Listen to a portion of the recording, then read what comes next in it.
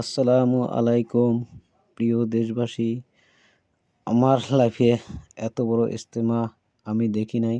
এই ইজতেমাটা হইতেছে আমার লয়ের আসামের ধুবড়ী ডিস্ট্রিক্ট গৌরীপুর আলমগঞ্জের মাঝে হইতেছে এত বড় ইজতেমা। আগে মনে হয়েছে কি নাই আমার জন্মের আগে জানি না, কিন্তু আমার লাইফে এত বড় ইজতেমা ফার্স্ট দেখলাম। পরে যে হইব কি নাই আল্লাহর কাছে আশা করি হইব। তো প্রিয় দেশবাসী, সবাই সালাম এবং প্রণাম জানাইছং। তা আজকের যেটা ভিডিওতে দেখতেছি, মানে হিন্দু মুসলিম সব ধর্মের মানুষই আসছে, দেখা যাচ্ছে সবাইকে দেখা পাচ্ছি। আজকে কেউ বলে মানে এইটা হয়েছে, কেউ বলে আল্লাহ, কেউ বলে ভগবান।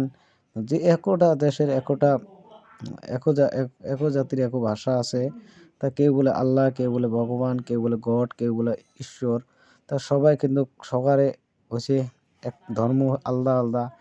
তা এইটুকু কভার চালং। তা আজকে যতটুকু দেখতে লাগছেন সবাই সব জাতি এসছে। তা ইনশাল্লাহ সবাই আসার জন্য, যেগুলো মানুষ আসে নাই সবাই দেখার জন্য, এইরকম দেখার জন্য তৌফিক দান করুক। তো প্রিয় দেশবাসী, আমার যেটা ধুবড়ী ডিস্ট্রিক্টে হইলো, যারা আসেন নাই তারা অবশ্যই দেখবেন পরবর্তী হলে যদি হয়। আর যারা দেখতেছেন ভিডিওটা, তারা ইনশাল্লাহ আসার জন্য আমার দোয়া রইল। তা আপনারা আসবেন।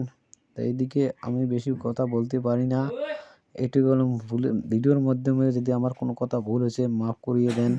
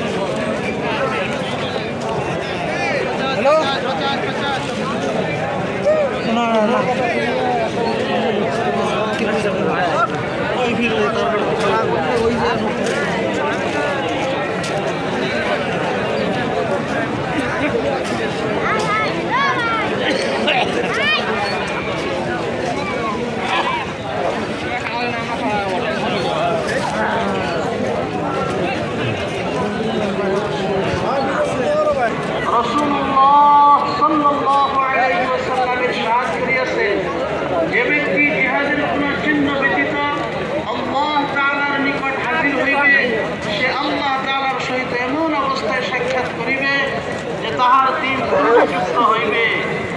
হযরত আবু হুরায়রা রাদিয়াল্লাহু আনহু বলেন, রাসূলুল্লাহ সাল্লাল্লাহু আলাইহি ওয়াসাল্লামের ইরশাদ করিয়াছেন, যে ব্যক্তি জিহাদের কোন চিহ্ন ব্যতীত আল্লাহ তাআলার নিকট হাজির হইবে, সে আল্লাহ তাআলার